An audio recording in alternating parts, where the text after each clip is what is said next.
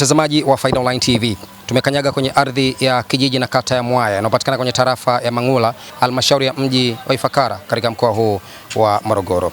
Leo tumetembelea kwenye soko hili maarufu kama soko la Karume ambalo linapatikana hapa Mwaya. Soko ambalo linalisha kijiji kizima cha Mwaya. Tumekuja kuzungumza nao mara baada ya kuona kwamba soko hili limezekwa kwa nyasi lakini linavuja. Kwa hiyo usalama wa wafanyabiashara hawa hasa kwenye swala zima la vyakula vyao sio nzuri. Lakini pia kuna wale ambao wanatamani kukaanga samaki kwenye soko hili. Unajua tena moto na nyasi ni marafiki. Hali inakuaje? Wanaofia nini pengine wanapokuwa wanafanya shughuli hizo? Faida Online TV, watu wa field pass na hiana, tukaona hii hatuiachi ipite. Tumekuja moja kwa moja hapa na kukuandalia taarifa ifuatayo. Naitwa Karim Faida, hii ni Faida Online TV. Nikukumbusha kusubscribe, ku like na comment channel yetu ili uendelee kupata habari zetu. Sisi ni watu wa field, tafadhali baki nasi. Mimi naitwa Harifa Mohamed Kibwana, ni mfanyabiashara wa samaki soko la Karume Market. Liko hapa Mwaya. Liko hapa Mwaya. Unazungumzaje hali ya soko kwa ujumla? Kiujumla soko letu haliko vizuri sana. Yaani mazingira kama unavyoona, mazingira machafu. Soko lenyewe haliko katika ubora. Kama unavyoona limezekwa manyasi. Kwa hiyo kiujumla maana yake haliko katika ubora zaidi kabisa. Sawa, kitu gani ambacho mnakiomba kama wafanya biashara? Yaani sisi kiujumla maana yake tunaomba tusaidiwe, tuwezekewe bati, tujengewe soko la matofali vizuri nini, alafu tuwezekewe bati. Maana yake toko lipo katika usalama kabisa. Na eneo hili mmelipata kutoka kwa nani? Hii eneo tumepewa na serikali ya kijiji. Na ujenzi? Ujenzi tumejenga sisi wafanya biashara. Naitwa Paulo Emmanuel Kasheshi, kwa hapa ni mfanyabiashara wa soko la samaki.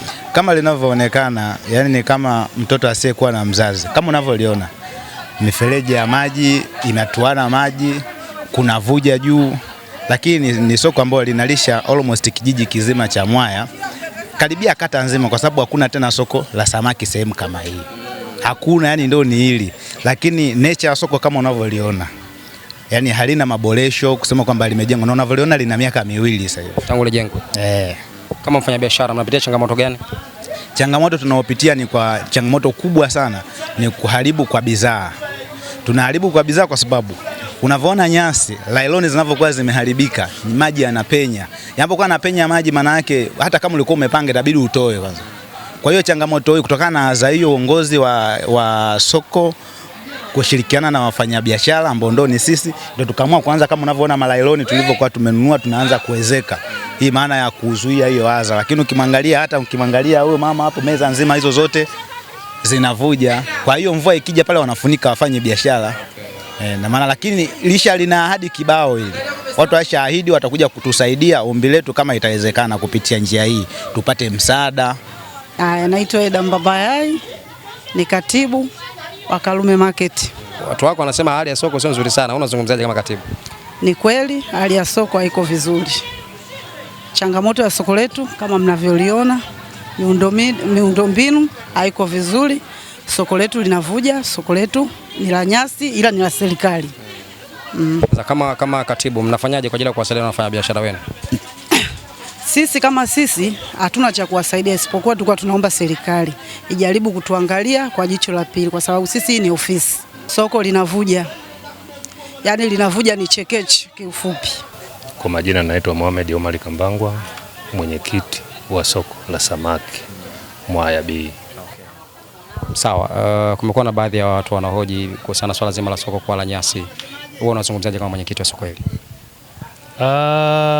Swala kuzungumzia kuwa na nyasi soko kama hili ni kitu cha kawaida, kwa sababu soko hili waanzilishi wake ni walikuwa wauza samaki wenyewe. Lakini kutokana na changamoto ambazo changamoto walizozipata wauza samaki, wakaamua kushirikiana kujenga hili soko. Hakukuwa na uwezo wa kuweka bati kutokana na uchumi mdogo waliokuwa nao wauza samaki.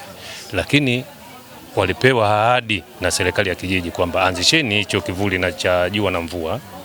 Baadaye serikali itaingilia kati kuwawekea bati. Kwa jina anaitwa Anthony William Mwampunga, ni diwani wa kata ya Mwaya, halmashauri mji wa Ifakara, wilaya ya Kilombero, mkoa wa Morogoro. Kiufupi, katika kata ya Mwaya bado hatujawa na soko rasmi. Lakini baada ya kugundua kuna wafanyabiashara wetu wa samaki wana changamoto, tukawa tuna eneo ambalo kipande cha robo eka kiko katika kijiji cha Mwaya. Tukaamua kwenda kuwapeleka pale wafanyabiashara wa samaki na kuwatengenezea pamoja na kushirikiana na wenyewe kwa kuchangiana fedha, kuchangisha fedha, kuhakikisha wanafanya biashara wanakaa pale kwa muda ule ambao tunatafuta eneo lingine mbadala.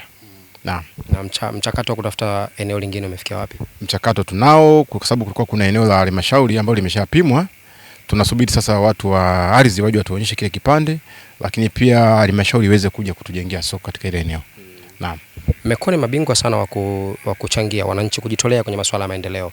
Kwenye ujenzi huu wa soko tegemea nini pia? Ujenzi huu wa soko itatokana na jinsi itakapopata maelekezo toka kwa mkurugenzi, lakini wananchi wa Mwaya hawana shida kwenye kuchanga. Wako tayari hata kuanza kujenga juu ya msingi ili mwisho wa siku halmashauri ijipokee. Wako cha msingi tuonyeshwe eneo letu ambalo litakuwa limeshapimwa na watu wa ardhi wa halmashauri ya mji wa Ifakara. Unawaambiaje wananchi wako wa Mwaya? Mimi nawaambia wananchi wa kata ya Mwaya wawe wavumilivu, kila jambo lina wakati wake na mambo yatakamilika. Naam. Imani yako kwa mkuu wa wilaya Dastan Kiobia? Ninamwamini sana sio kidogo, pamoja na mkurugenzi wa halmashauri ya mji wa Ifakara pamoja na mheshimiwa mbunge. Ninaamini jambo hilo, unajua kata ya Mwaya ni kubwa na kata ambayo inakuwa kwa kasi sana katika wilaya ya Kilombero na mkoa wa Morogoro. Ninaamini mambo yatakwenda kukamilika akipo madarakani. Nikushukuru sana. Nashukuru sana. Mtazamaji wa Faida Online TV, kazi yetu ni kukuhabarisha kupita maeneo mbalimbali, kukusanya taarifa na kukuletea kutoka hapa leo Morogoro kwenye halmashauri ya mji wa Ifakara, kwenye kijiji na kata ya Mwaya. Mimi sina la ziada. Jina langu naitwa Karim Faida. Hii ni Faida Online TV. Nikukumbushe kusubscribe, like na comment channel yetu ili uendelee kupata habari zetu. Sisi ni watu wa field. Asante na kwaheri.